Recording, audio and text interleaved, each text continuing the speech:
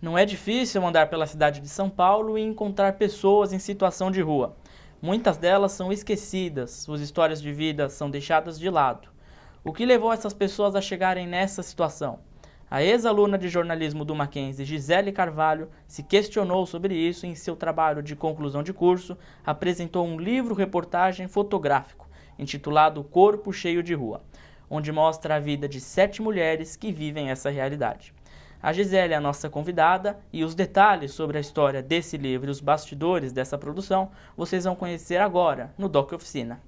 Oi Gisele, seja bem-vinda ao Doc Oficina. Olá, obrigada pela oportunidade de estar aqui e falar sobre esse tema tão importante.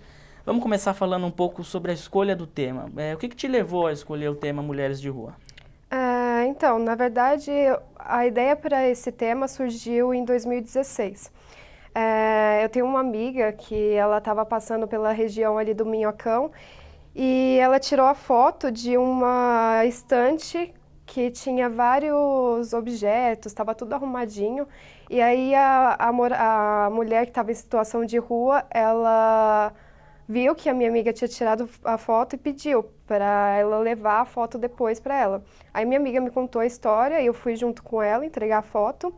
E aí a gente começou a conversar com essa mulher e ela falou sobre um amigo dela que tinha sido assassinado, contou sobre a questão da violência, sobre como ela foi parar na rua, porque o marido dela, que estava viciado em drogas, ele acabou indo parar nas ruas e, como consequência disso, ela foi parar nas ruas também.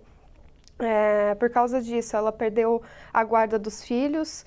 E aí, quando eu fui entrevistar ela, ela falou que estava tentando sair dessa situação, só que era muito complicado. Falou que estava juntando dinheiro, ela tinha R$ 150 na época, e que escondia esse dinheiro do marido, né? Porque se ele soubesse, ele usaria o dinheiro para outros fins.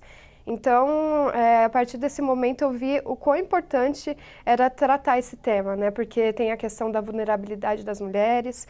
É um tema muito importante, é um tema que merecia destaque, que eu queria mostrar para o público, entendeu? Então eu resolvi escolher esse tema e mostrar a realidade tal como ela é. A gente vai colocar uma foto agora ali no vídeo.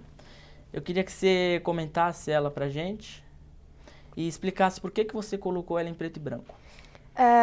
Na verdade, eu escolhi colocar todas as fotos em preto e branco porque eu acredito que combinava muito com o tema, né? É um tema difícil, então eu acreditei que o preto e branco cabia melhor. Foi um pouco difícil, né? Porque o colorido também ficava muito legal. Eu testei no colorido, testei no preto e branco, mas achei que ficava melhor no preto e branco pela mensagem que passava. Um pouco mais dramático. E eu escolhi essa foto também para a capa pela questão se você perceber bem, na mão da mulher tem várias veias assim ressaltadas e mostra que ela está carregando as coisas assim com muita força. E ela também está carregando a sacola, que tem um significado muito grande. Significa que ela está carregando a vida dela ali, né? Aquela sacola é tudo que ela tem na vida. Então, isso também casou bastante com o nome, né, do livro, que é Corpo Cheio de Rua, e acho que essa foto é uma das que eu mais gosto. Você disse no seu relatório que, segundo o artigo Rosas e Bretas, a maior parte dos agressores são da família dessas mulheres.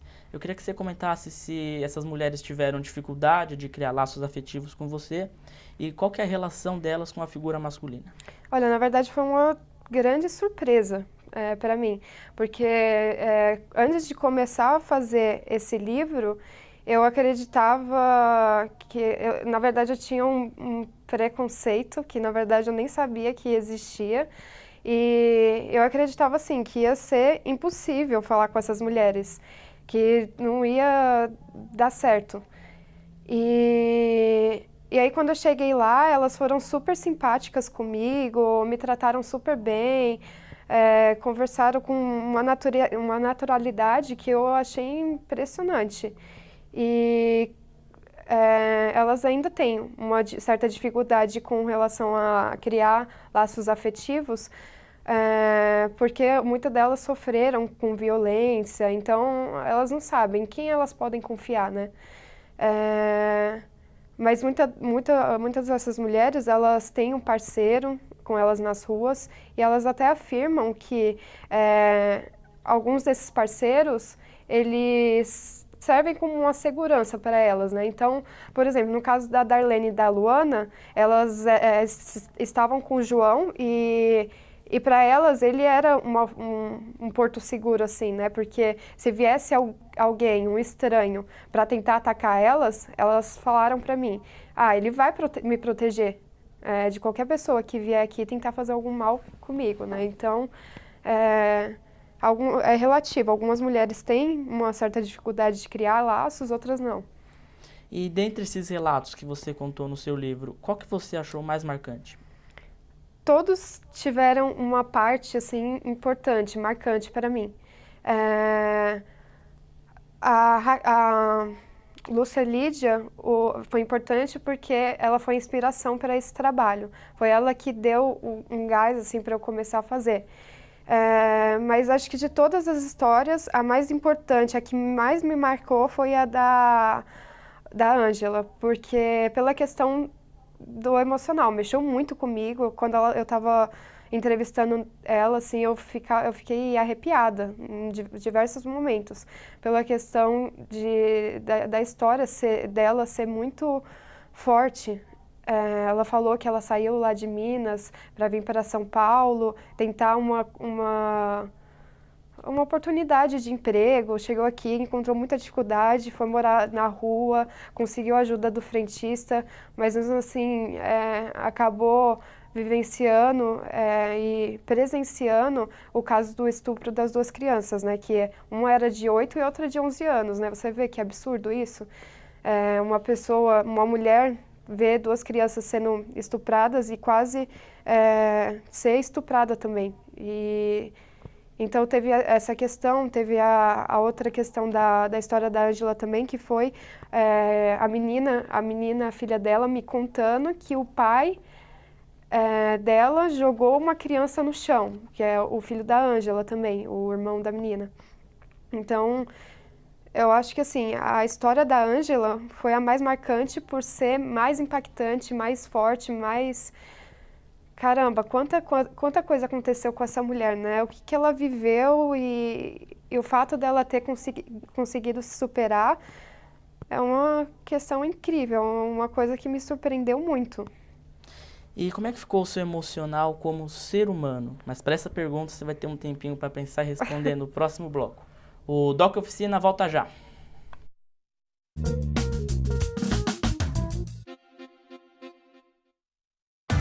Dê um passo a mais na sua carreira. Faça MBA no Mackenzie. Finanças corporativas, gestão estratégica empresarial, liderança e gestão de pessoas, marketing e estratégia competitiva. E agora, além do campus Higienópolis, você também pode fazer seu MBA no WTC, o maior complexo de negócios da América Latina. Cursos MBA do Mackenzie. Seja destaque no mundo dos negócios.